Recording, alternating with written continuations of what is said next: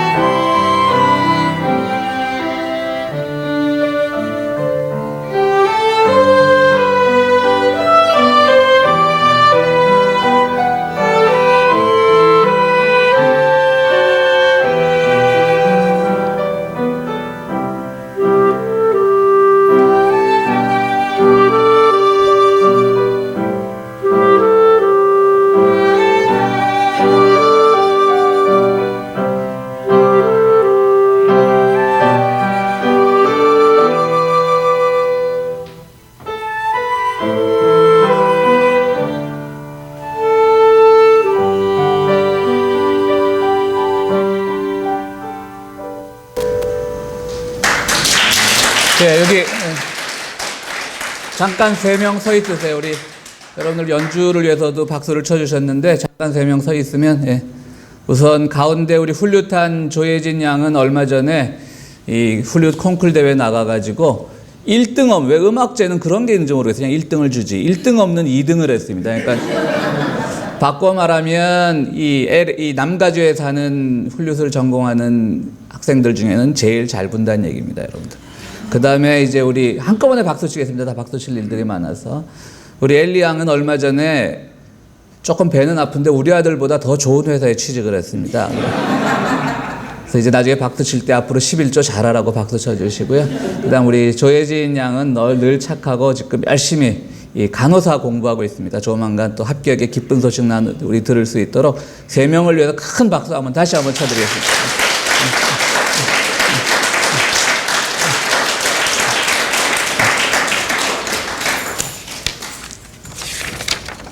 우리 공동 기도문을 나눌 텐데요. 제가 이 주보를 편집하는 과정에서 약간 괄호가 있는 지문이 하나 들어갔습니다. 그건 나중에 여러분 읽으실 때 혹시 이 화면에도 그게 뜨는지 모르겠는데 그거는 안 떠요. 화면에는 화면 보고 읽으시면 되겠습니다. 제가 여러분들 우리 함께 기도하시겠습니다. 저랑 같이 하시겠습니다. 사랑의 하나님, 우리가 화해와 평화로운 통일을 염원하며 광복절 직전 주일을 공동 기도 주일로 지키기로 약속한 지 벌써 25년째입니다. 참으로 어려운 시기에 남북교회가 평화 통일을 염원하며 하나님을 향해 부르짖은 기도의 언약이며 사랑의 맹세였습니다. 그러나 우리는 여전히 온전한 해방을 이루지 못한 채 갈등과 대립, 증오와 적대 정책을 계속하고 있습니다. 주여, 우리를 불쌍히 여기소서. 길이신 주님, 우리 민족이 분단 때문에 겪는 고통과 아픔을 주님은 다 아십니다. 주님, 수많은 이들이 목숨을 바쳐 이루어낸 화해와 평화의 길이 가로막히고 있습니다. 통일을 원치 않는 자들에 의해 분단의 장벽이 다시 높이 쌓여가고 있습니다. 개성으로 통하는 경제협력의 문은 위축되었고 금강산으로 이어지던 화해의 길도 언제 다시 개선될지 알 수 없습니다. 하늘길, 뱃길, 그리고 철길이 다 막혀버리고 있습니다. 주님, 오늘 이 현실의 악몽이 참으로 두렵습니다. 주여, 우리로 하여금 불의한 자들에 맞서며 평화 통일의 길을 다시 열어가게 하소서. 진리이신 주님, 기나긴 고통의 현실을 돌아볼 때 상호 이해를 바탕으로 교류와 협력을 확대하고 서로 신뢰를 기초로 군사적, 정치적 빗장을 열어가는 것이 화해와 평화 통일을 위한 진실한 방법임을 우리로 알게 하셨습니다. 그는 우리의 화평이신지라 부활하신 주님은 십자가의 사랑을 통해 모든 사람에게 평화를 전하셨습니다. 주님, 우리의 의지와 상관없이 만들어진 휴전협정을 하루속히 폐기하고 평화조약을 통해 전쟁이 종식되게 하소서. 힘과 무력으로 세상을 지배하려는 불의와 어두움의 세력을 깨치시고 우리 모두 섬김과 나눔, 사랑과 진리의 길을 가게 하소서. 생명이신 주님, 우리는 동아시아와 세계의 평화를 밝히는 등대가 되기를 원합니다. 주여, 우리로 하여금 강자들에 의해 만들어지고 있는 약탈과 지배와 죽임의 군사 문화를 종식시키고 사랑을 통한 생명의 역사를 세우게 하소서. 불의한 지배자들을 돌이켜 힘없는 사람들을 정죄하고 위협하고 생명을 뺏는 것을 참회하게 하시고 착취한 것을 하나도 남김없이 되돌려주고 정의를 행하게 하소서. 그리하여 남과 북 세계의 그리스도인들이 생명의 하나님, 우리를 정의와 평화로 이끄소서라고 기도하며 평화의 사도로 부르시는 주님께 나아가게 하소서.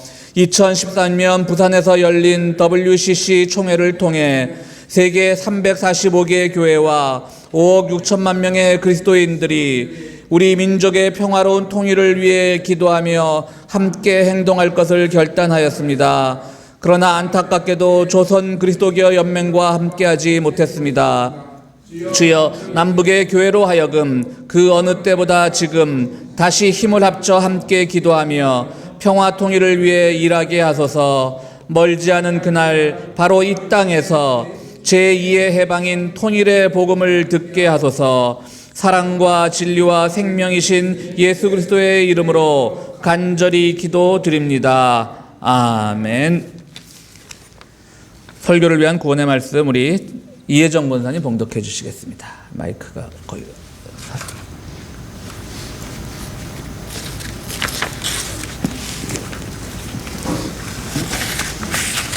구원의 말씀 창세기 29장 16절로 39절 읽겠습니다. 라반에게는 두 딸이 있었다. 맏딸의 이름은 레아이고 둘째 딸의 이름은 라헬이다. 레아는 눈매가 부드럽고 라헬은 몸매가 아름답고 용모도 예뻤다. 야곱은 라헬을 더 사랑하였다. 그래서 그는 제가 7년 동안 외삼촌 일을 해드릴 터이니 그때 가서 외삼촌의 작은 딸 라헬과 결혼하게 해주십시오 하고 말하였다. 그러자 라반이 말하였다. 그 아이를 다른 사람과 짝지어주는 것보다 너에게 짝지어주는 것이 더 낫겠다. 그러면 여기서 나와 함께 살자.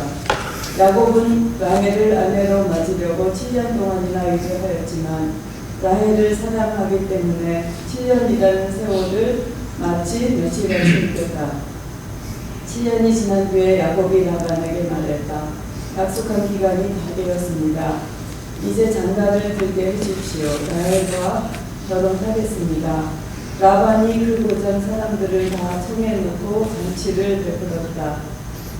밤이 되었을 때 라반은 큰딸 레아를 데려다가 신방으로 들여보냈는데 야곱은 그것도 모르고 레아와 동침하였다. 라반은 여종 실바를 자기 딸 레아에게 문종으로 줬다. 아침이 되어서 야곱이 눈을 떠보니 레아가 아는가. 야곱이 라반에게 말했다. 무슨 척에서 저에게 이런 실수가 있습니까? 제가 그동안 라헬에게 장가를 들려고 외삼촌 일을 해드린 것이 아닙니까? 외삼촌께서 왜 저를 속이셨습니까? 라반이 대답하였다. 큰 딸을 두고서 작은 딸부터 시집 보내는 것은 이 보장의 법이 아닐세. 그러니 이래 동안 처리 시간을 채우게. 그런 다음에 작은 아이도 자네에게 주겠네. 그 대신에 자네는 또 7년 동안 내가 맡기는 일을 해야 하네. 야곱은 그렇게 하였다. 그가 레아와 이래 동안 지내고 나니 라반은 자기 딸을 레에게 아내로 주었다. 라반은 여종 빌하를 자기 딸 라헬에게 문종으로 주었다. 야곱이 라헬과 동침하였다. 야곱은 레아보다 라헬을 더 사랑하였다. 그는 또다시 7년 동안 라반의 일을 하였다. 아멘. 우리 성경에서 늘 하나님의 축복을 많이 받은 인물, 또 하나님의 인도하심을 많이 받은 인물을 상징적으로 말할 때 늘 야곱을 얘기합니다. 야곱은 이스라엘이라고 하는 오늘 이스라엘, 국명이 된 이스라엘이라고 하는 이름을 하나님으로부터 새로 받은 인물이기도 하죠. 너 이제 앞으로 야곱이 아니라 이스라엘이로 부를 것이다. 즉 하나님이 친히 다스린다는 뜻이거든요. 이스라엘이란 뜻은 그런 사람으로도 유명합니다. 그러니까 이스라엘이 어떻게 보면 아브라함이 건국 시조이긴 하지만 야곱을 통해서 이스라엘이라고 하는 나라가 이제 나라 명칭도 비로소 얻고 그 나라에선 매우 상징적인 인물인 겁니다. 우리는 이 야곱의 얘기를 잘 압니다. 형에서와 쌍둥이로 태어나죠. 근데 야곱은 늘 좀 여성스러운 데가 있고 에서는 거친 데가 있고 사냥을 좋아하고요. 근데 야곱 엄마 이삭의 아내 리브가는 야곱을 더 좋아합니다. 그래서 야곱에게 더 많은 사랑을 베푸는데요. 야곱은 어릴 때부터 좀 교활했습니다. 형에서는 좀 이렇게 남성다운 데가 있고 사냥을 좋아했다면 야곱은 교활하게 엄마 옆에 딱 붙어가지고 어떻게 하면 형을 속여 먹을까 그런 생각만 했던 사람입니다. 우리가 잘 아는 주일학교 때부터 너무 잘 들어온 얘기죠. 정말 그 이스라엘권에서 장자의 권한이라는 것이 엄청나게 큰 것인데 형을 속여서 사냥해서 막 돌아와갖고 시장한 형을 속여서 형에게 팥죽 한 그릇을 주면서 장자권을 빼앗은 갈취한 그런 인물이고요. 또 그걸 이용해서 병중에 있는 아버지 이삭에게 또 형인 것처럼 속여서 털이 많은 형인 것처럼 속여서 여기다가 이 동물 가죽을 입혀서 털 많은 동물 가죽을 입혀서 앞이 잘 보이지 않는 아버지 이삭으로 하여금 하나님의 축복을 받은 그런 교활한 존재입니다. 그러다 이제 형에게 쫓겨서 도망길을 가게 되는 것이죠. 많은 목사님들이 그 설교 재단에서 야곱이 하나님의 축복을 받은 인물로 설명을 할 때 참 잘못하는 게 뭐냐면, 야곱이 왜 하나님의 축복을 받았을까? 이렇게 인생을 적극적으로 살았기 때문에 축복을 받은 겁니다. 이런 식으로 참 설교를 많이 하는데요. 그거 굉장히 잘못된 설교입니다. 야곱이 뭐 적극적으로 살았습니까? 속이는 사람이었습니다. 하나님은 그가 그렇게 잘 속여갖고 수단 방법을 가리지 않고 남의 것을 빼앗았기 때문에 축복한 게 아니에요. 오히려 야곱은 그야말로 이스라엘이라고 하는 나라는 회개를 기초로 세워진 나라라는 것을 보여주는 거예요. 이 남을 속이고, 여러분 다른 사람도 아니고 형제를 속이고 아버지를 속이는 만큼 폐륜 범죄가 어디 있습니까? 근데 그것을 놓고 야곱이 하나님의 은총을 받은 건 그 인생을 적극적으로 뭐 성공을 위한 그의 그 간절한 마음 때문에 하나님이 축복을 하셨다? 그거는 설교가 아니라 어디 기업체 성공 강좌에서도 하지 않는 얘기입니다. 남을 속여서 하는 축복이 무슨 의미가 있겠습니까? 야곱은 결정적으로 말하면 나쁜 사람입니다. 하나님은 그 나쁜 사람의 어떤 회개의 모습을 보시고 그가 변화될 수 있는 모습을 보시고 그를 축복하시고, 이스라엘이라고 하는 나라가 어떤 나라냐? 너희 원래 나쁜 나라다. 그러나 하나님을 믿음으로써 회개함으로써 좋은 나라가 된다는 것을 상징적으로 보여준 인물인 것이죠. 그런데 안타까운 것은 오늘 현대 이스라엘도 자기들의 그 나라의 건국의 그 이름이 장명된 그 하나님의 깊은 뜻을 잘 모르는 것 같아서 아쉽습니다. 어쨌든 이제 야곱은 먼 도피의 길을 떠납니다. 형이 죽인다라고 하니, 거칠은 형이 뭐 자기를 속인 걸 이제 알고 나니까 죽인다고 하니까 어머니와 짜고 어머니의 누이인, 그러니까 외삼촌이죠, 라반의 집으로 도망을 갑니다. 이 당시는 주로 뭐 옛날 기원전 한 1800년 그쯤 되니까 종례혼이 인정될 때입니다. 이제 라반의 집으로 가 있다가 그곳에서 이제 라반의 둘째 딸, 어떻게 보면 이종사촌인 셈인데요, 고종사촌일 수도 있고요. 그 둘째 딸 라헬에게 이제 그 마음이 뺏기는 거죠. 그러니까 종례혼이 허용될 때니까 뭐 당연한 얘기입니다. 오늘날의 시각으로 봐서는 안 되고요. 그래서 이제 딸을 달라라고 하니까 라반이 주겠다라고 하는 겁니다. 여기서부터 이제 성경은 막장 드라마로 갑니다. 여러분 잘 알죠, 이제. 그래서 7년 동안 열심히 일했습니다. 이제 첫날 밤이 되었습니다. 오늘 성경 읽었듯이 아침에 일어나 봤더니 자기가 그토록 외삼촌 집에서 둘째 딸을 얻기 위해서 열심히 일을 했는데 7년 동안 아침에 누워있던 것은 라헬이 아니라 큰딸 레아였던 겁니다. 참 막장 드라마 같죠? 잘 속이던, 남을 속이던 야곱이 이제 속았습니다. 그 집안 피가 좀 그런 모양입니다. 그 라반이 자기 조카를 속였습니다. 그래서 이제 화가 난 거죠. 그런 법이 어디 있습니까? 제가 죽도록 이 라헬과 결혼하기 위해서 7년 동안 일을 했는데, 그랬더니 이제 그 라반 외삼촌은 얘기를 하죠. 우리 고향에는 첫 딸부터 보내는 게 관습이네. 어떻게 그럴 수가 있는가? 어쨌든 결혼을 했으니, 동침을 했으니 레아를 아내로 삼고 그 대신 둘째 딸도 주겠네. 그러면 그 대신 조건이 7년을 더 일해라. 그래서 결국 둘째 딸하고도 결혼을 하고 7년을 더 일하게 되었다라고 하는 것이 오늘 본문의 내용입니다. 그리고 나중에는 그 레아와 라헬의 몸종까지도 다 아내로 얻어서 그 아내가 넷이나 되죠. 그것도 뭐 하나님의 축복이라면 축복일 수 있나요? 그건 잘 모르겠고요. 어쨌든 그 4명으로부터 이제 12명의 아들이 태어났고요. 그 12명의 아들이 오늘날 이스라엘의 12지파가 형성이 됐던 거죠. 이렇게 해서 이제 이스라엘이 12지파가의 국가가 된 거죠.